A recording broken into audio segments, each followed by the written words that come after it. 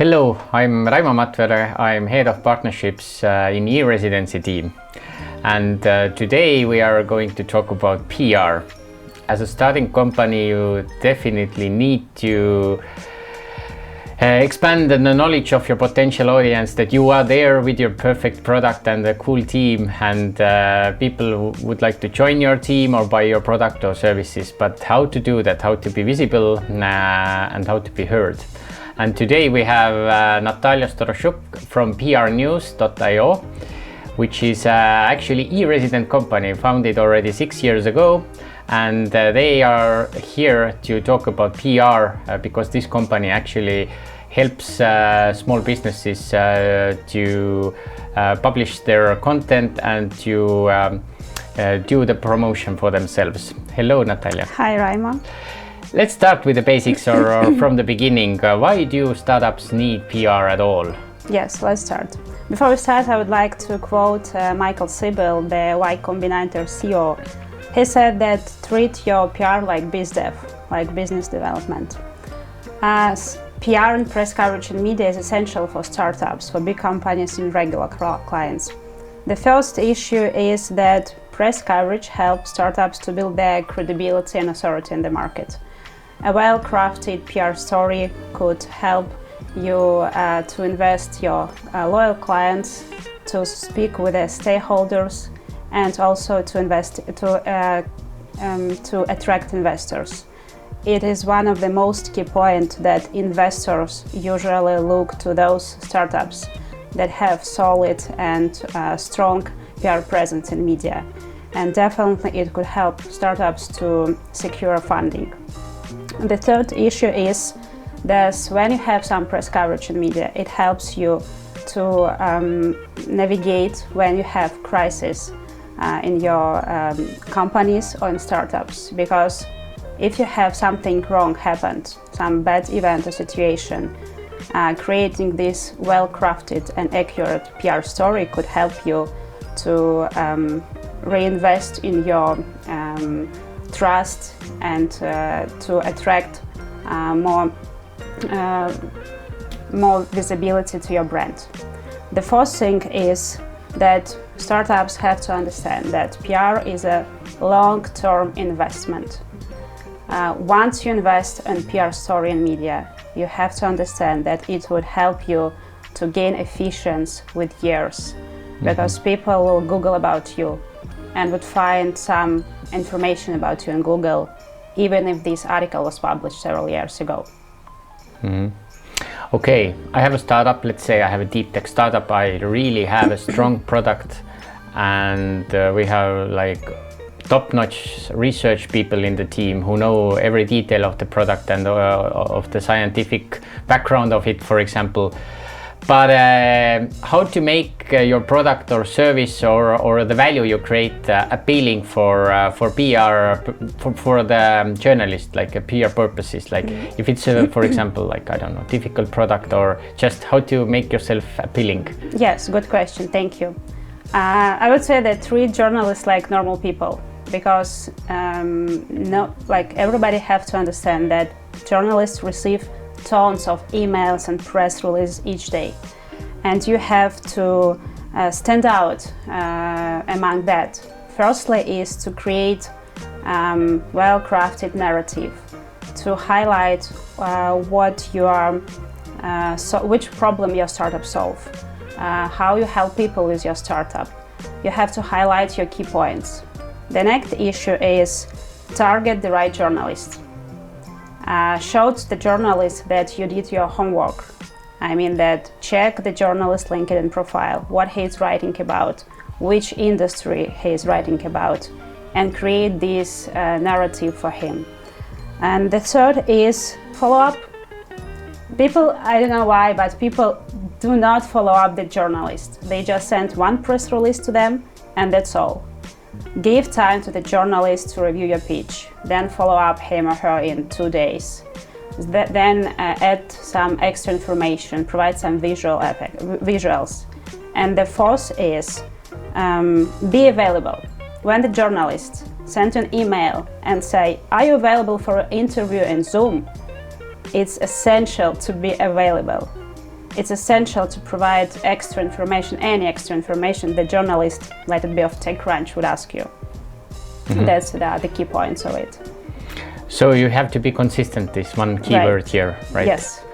Okay, but when I used up all my resources in the sense that I have shared all the interesting data and I have tried different angles, but it's still not newsworthy yet, or not anymore. For example, if journalists have written about you already many times, but you know you would like to have more, then how do you still get attention? You in PR News have talked a lot about news hacking. What is this, and would it be something that some startups in certain situations should consider? Yes, newsjacking is one of my favorite marketing strategy.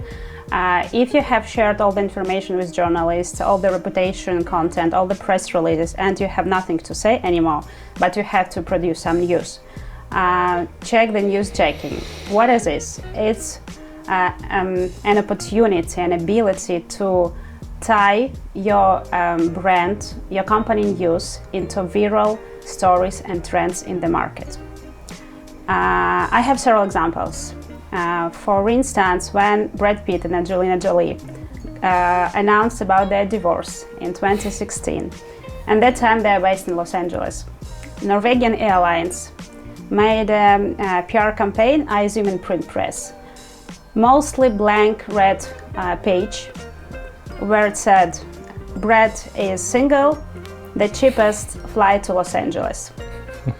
And that PR campaign went viral. Everybody shares on Twitter and Instagram and LinkedIn, and definitely they got a huge PR exposure and press coverage and brand awareness in online media. It was brilliant.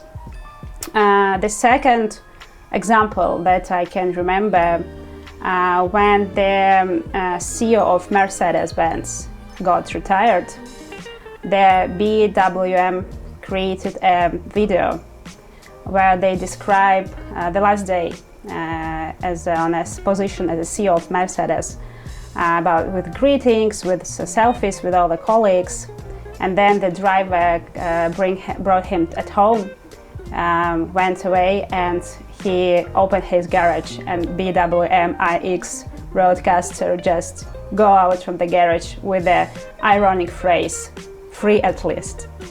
It was awesome, and I'm just like that relationship between Mercedes and BWM, that the healthy relationship and healthy competition. So how startups can use this newsjacking marketing tool? Firstly, keep an eye on viral stories in your industry. Not even in your industry, but you could also broadcast landscape. The next issue, you have to understand that news is timely. Be very quick, be creative. Check all the viral hashtags. You may use Google Trends to check what is viral in your industry right now. And also use collaborations and partnerships with very popular at that moment companies. One huge great example, Barbie movie. I assume that I saw hundreds of collaborations of brands with Barbie movie. Fossil, Crocs, Lego, everybody would like to go viral on Barbie movie. And for instance, Burger King, they invented some pink sauce for their burgers because of Barbie movie. And they have a lot of press coverage about it. Everybody would like to taste it. Everybody wanted to make a photo with it and to share it in their social media.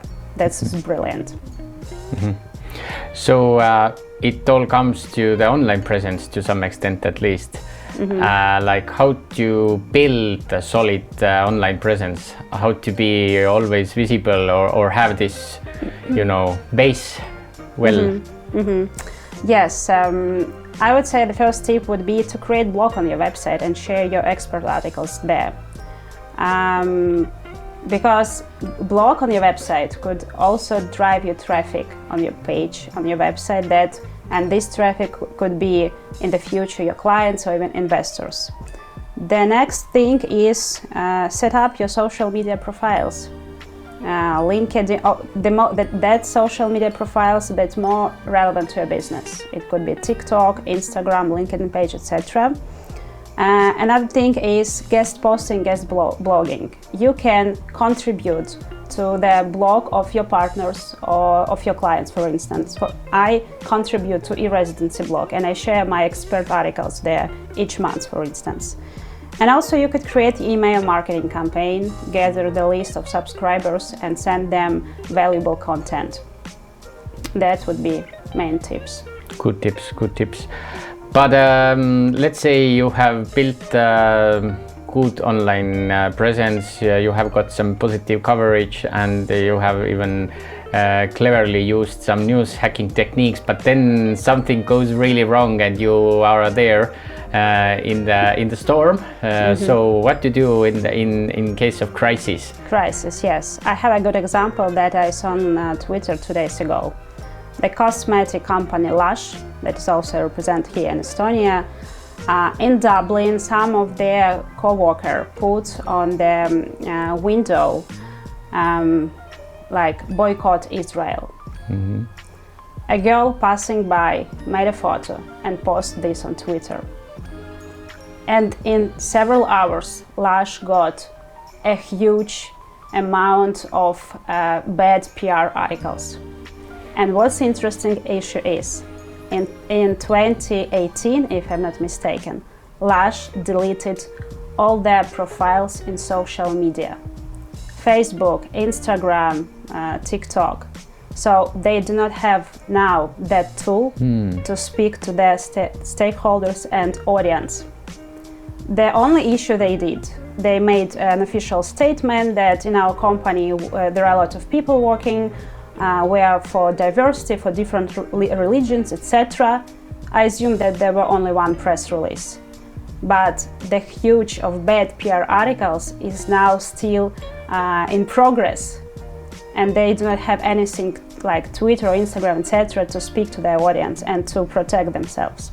So if the crisis was happening in your company, your startup, first what you have to do is to create a team of those who could speak officially with the media. You have to train that spokesperson to speak with media. The second issue, you have to check the tone of media coverage, what it is, neutral, negative, and you have to keep an eye on it. If no, you have to produce new content. And the main issue is to be trustworthy, be open to your audience, because well-crafted PR story could help you to reinvest in your reputation very quick. So basically the tools are quite the same, you just need to be very well prepared regarding what do you say and who does it, who is saying. Right. Yeah, okay. And I have actually one last question that comes to the measuring PR. How to do that? It may be difficult, I assume, or how to evaluate whether the things you did actually made sense? Yes, it's a good question. A lot of clients ask me about, Natalia, how we can measure the effect of PR coverage. Well, the first thing, how you can count. You can count the amount of articles in media. Then you can check the progress of your followers, fans. You can check how many comments on your social media, etc., how many shares interacts in your social media.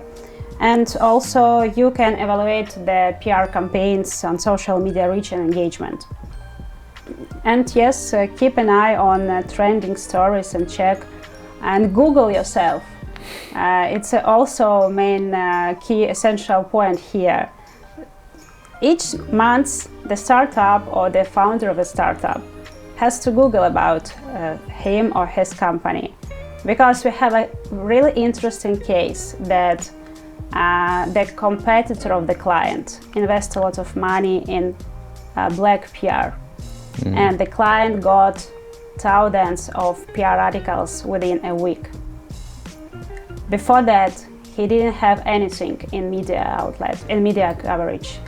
And for this client, we tend to do like 200 press articles within 2 weeks, because he have to evaluate this conflict somehow. Okay, very good to know. Thank you, Natalia, for sharing the very basic knowledge regarding PR for startups. My main takeaways here are that you have to be consistent. You have to have a solid base in online channels, so that people always find something good about you. And then, of course, it is always reasonable to be ready for crisis and have a plan for that. Yes, and as a conclusion, I would like to quote Bill Bernach. He's a marketing strategist and the father of BBDO, a huge multinational agency. He said that nobody counts how many ads you run. Everybody remember what impression you did on them.